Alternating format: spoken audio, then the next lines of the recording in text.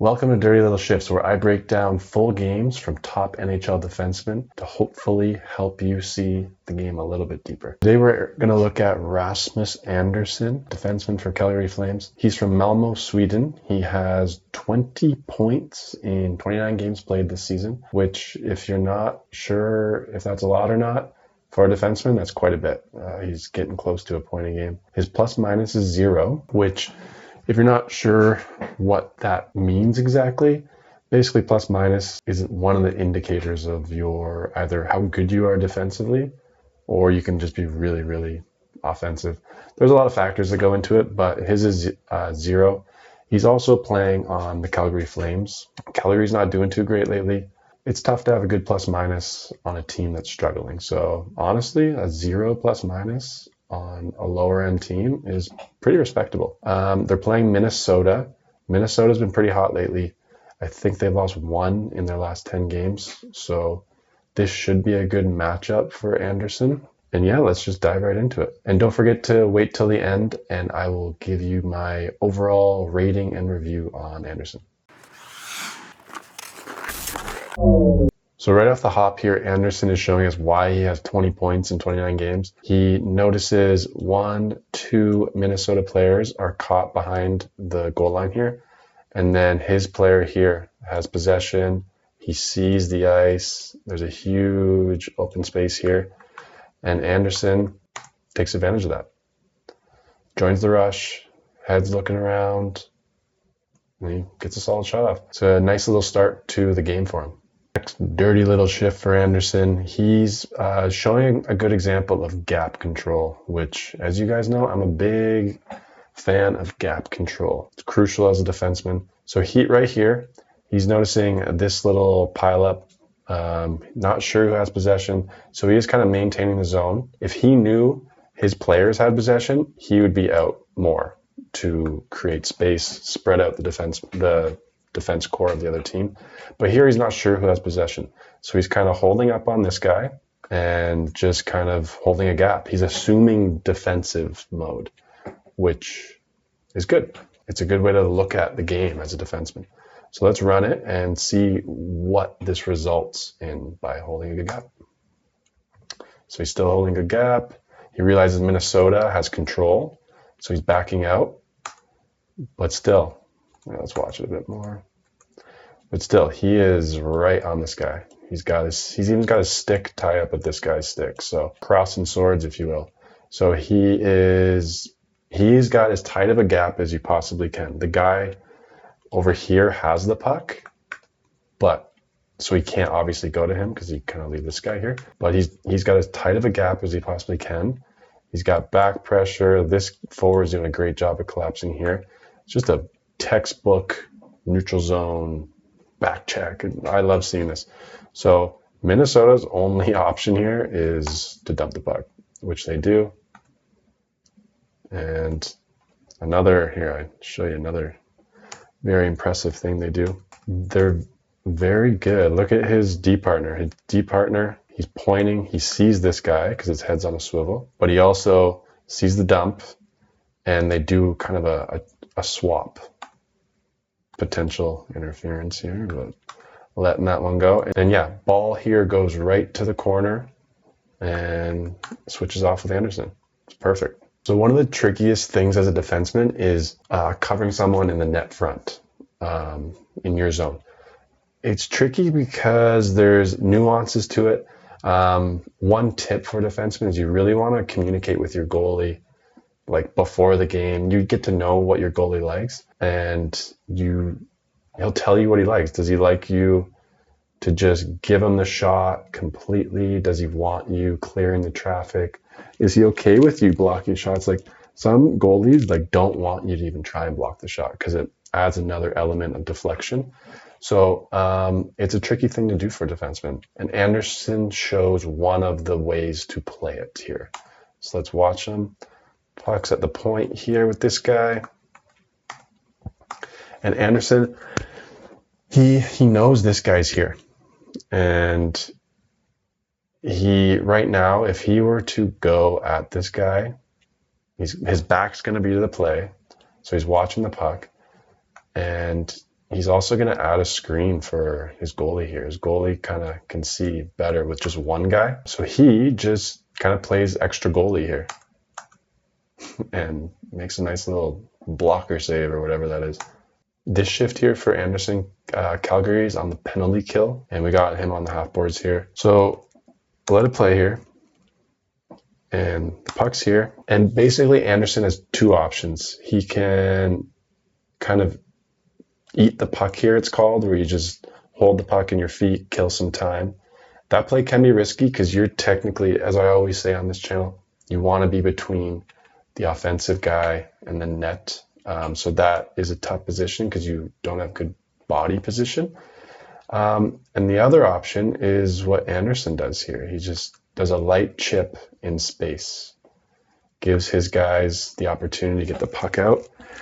A lot of younger defensemen have a bad habit of doing what's called a blind backhand up the boards. And what that is just, you just take a blind chip up here. You don't really know what's going on here. And a lot of the time it's not good. So here he knows a lot of the volume of people are over here, and he's just going to do a light chip. He knows he's got this winger that can peel off, and that's exactly what he does.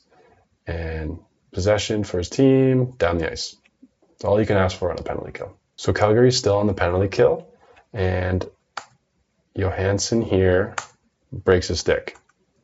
And Andersson takes good advantage of this. Because basically when someone breaks their stick, especially in the offensive zone, they're useless. All of a sudden, this penalty kill turned into even strength.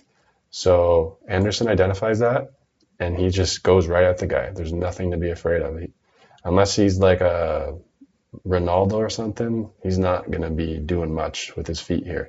So Andersson gets the puck, keeps going. He basically starts treating this like it's 4-on-4. Because again, Johansson here, pretty much useless in the offensive zone.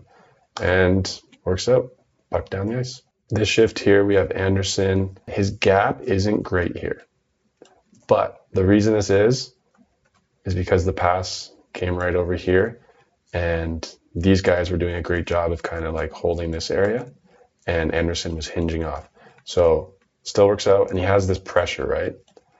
So he's able to just kind of like funnel this guy into here. Going heavy with the drawing as always. So that's exactly what Andersson does. Zuccarello here, he has nothing. Like Andersson's stick length, his gap has been established perfectly. This guy's ball here's taking the passing lane away, the pressure. Perfect. And then Andersson takes it away. He doesn't hang out here. He's not hanging out here letting Zuccarello establish control in the zone. Our last video there with Morrissey, he kept doing that, which to me, I really don't like to see, especially when you have all these guys here. Like, you've got to hop on it. And Andersson does. And then next, he sees, I don't know who this is here. I think Zuccarello is also caught down here. And he also sees his forwards here are a little flat-footed. So Andersson jumps. It's right there.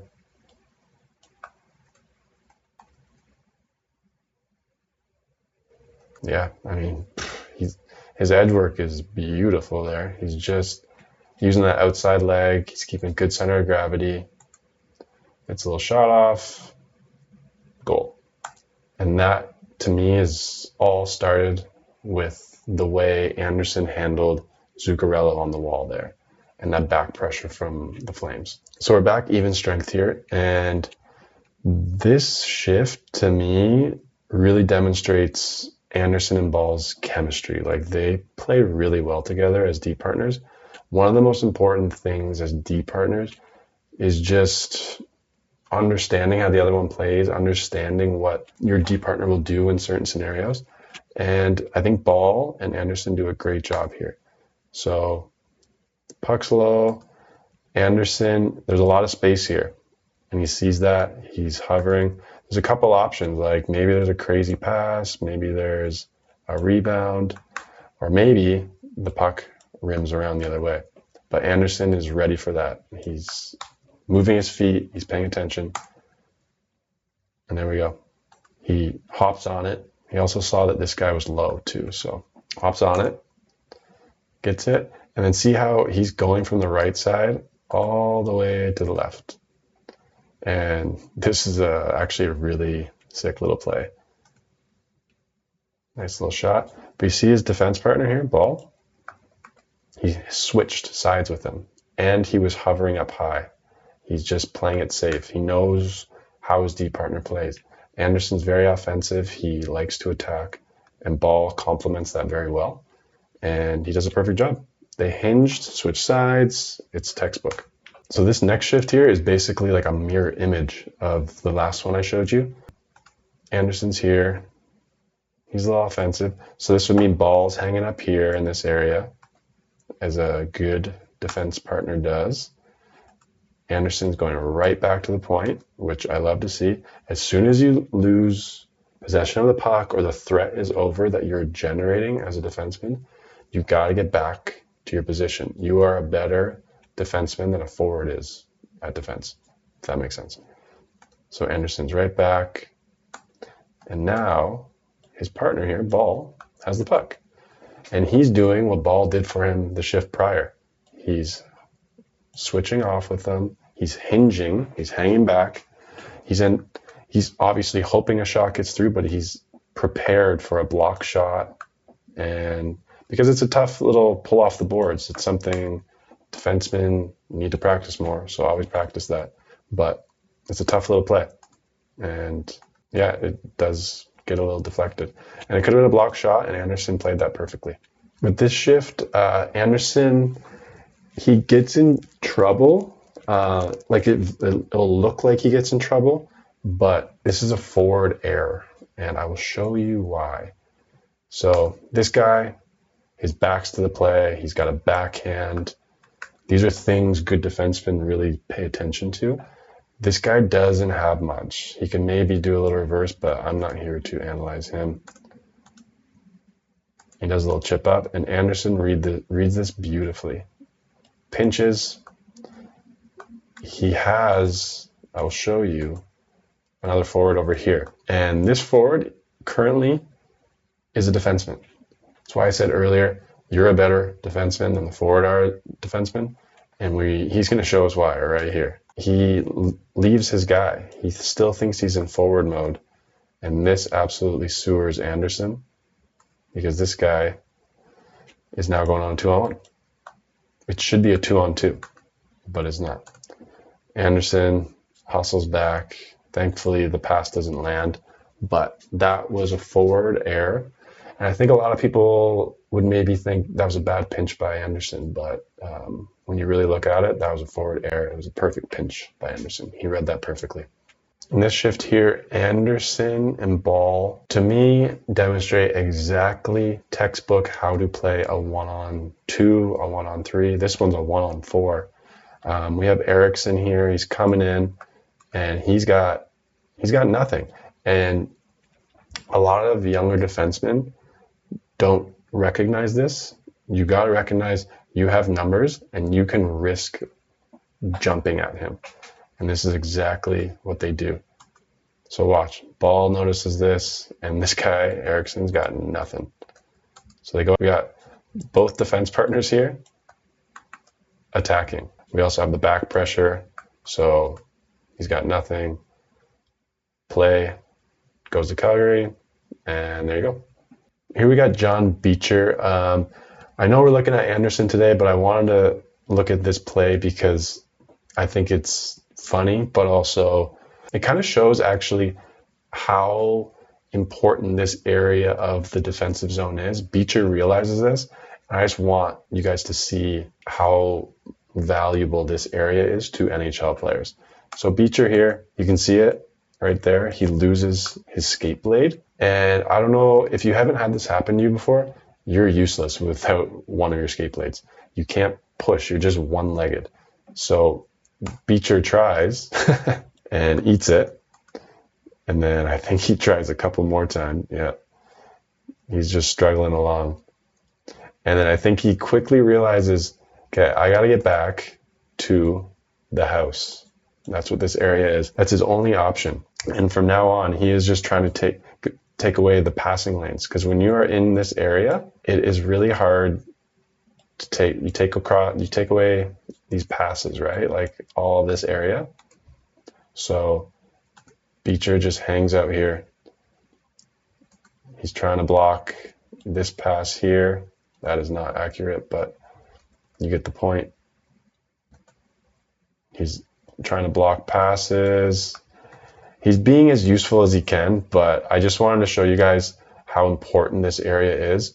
It does end up leading to a goal, unfortunately, but he did the best he could. A very important thing to know as a hockey player, especially a defenseman, is how the puck goes off the boards. And I'll show you an example of why that is important. So Andersson here, he's got the puck and he's walking in and he has a shot lane, right? You see this area of the net here. That's what Andersson is seeing. Obviously that would look super sick if you snipe that, of course. But the thing he's got to know is all his guys here are flat foot. They're facing this way. He doesn't have any high guy here. He just has his D partner ball at the back. So in this play, you either want to like go down here, let your forwards kind of establish themselves, one guy there, a little high guy here, before you start doing anything, or you kind of shoot short side and try and generate a rebound. The worst thing you can do is do what Andersson does. And he shoots high glove and he misses, and watch what happens. The puck all the way out here. And typically you have a forward going at your D partner, another forward kind of like up in here. Thankfully it didn't go bad, but you gotta shoot short side, especially in the scenarios. You gotta be very aware of what will happen if you do miss the net, what puck angle will go if it goes off the boards. And I don't think Andersson thought of this one. And he's got to get back. Yeah. See here? This guy's blowing the zone, quick chip, and this is where Andersson should be. But it doesn't go too bad, but it could have gone bad. All because of the angle.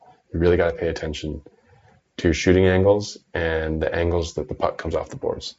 Throughout this whole game, Minnesota hasn't really had many cycle opportunities, at least against Andersson and Ball, because they've been so good at their gap control. This shift here, though, they did establish a bit of a cycle, and I wanted to break down how Andersson approached it, because I think he did a good job. So we got Andersson here. Let's let it run. He's holding the house area, as I mentioned earlier. But he's also watching the puck. He's watching his guy.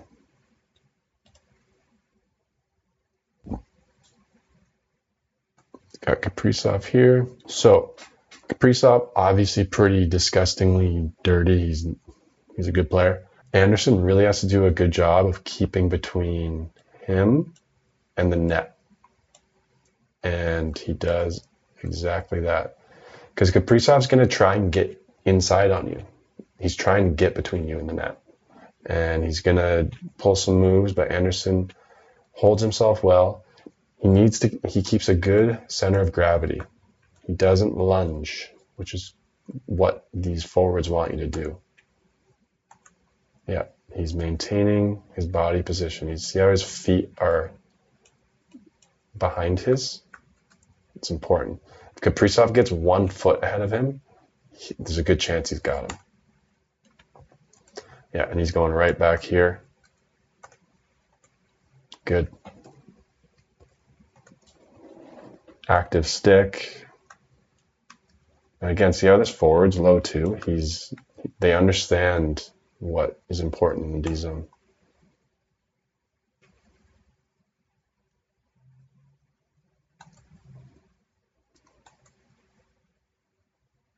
And now Andersson is establishing himself again. Like even here, he wants to be between the net. He wants to be in this space here. He wants to be between the net and the offensive guy, and that's what he's trying to do.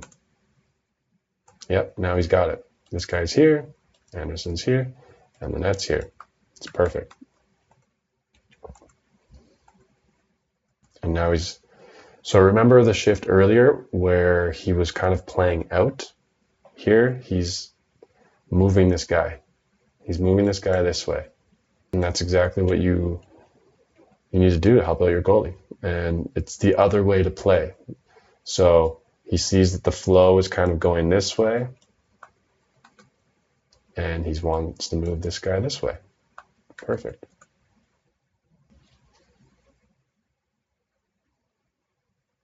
And yeah, that was pretty textbook defensive positioning by Andersson. He held himself well between the net and the offensive player, and they have some pretty nasty players on Minnesota, so he did a pretty good job. So we have 1 minute left in the game here. Minnesota has pulled their goalie, which means they have 6 players on the ice and their net is empty. No goalie in net. So typically what teams do when they bring on that extra guy, the 6th guy, they'll put 2 guys in front of the net. And that's exactly what Minnesota does. And this is a tricky little thing. A lot of defensemen will have the tendency to go cover this guy. Ball's already got this guy right here. And to me, that is a bad thing. You do not want to go add another body in here. Because now all of a sudden there's 4 guys right in front of this net. The goalie can't see shit. And it just takes one little bounce shot to go in. So Andersson's doing a good play. He's kind of covering this empty area. And he's ready for rebounds. If a rebound comes out, if there's any type of mess over here, he can hop a lot easier. Or if you get caught up in the mix in front, 4 people in front of the net, it can go bad. So let's see how it plays out. Yeah, exactly. Rebound out here, and Andersson's on it. If Andersson was up in here, Wolf possibly wouldn't have been able to see that shot. And then also Hansen might have just hopped on that rebound here instead, because Andersson might have been caught up with the forward in front. But instead, Andersson gets the rebound,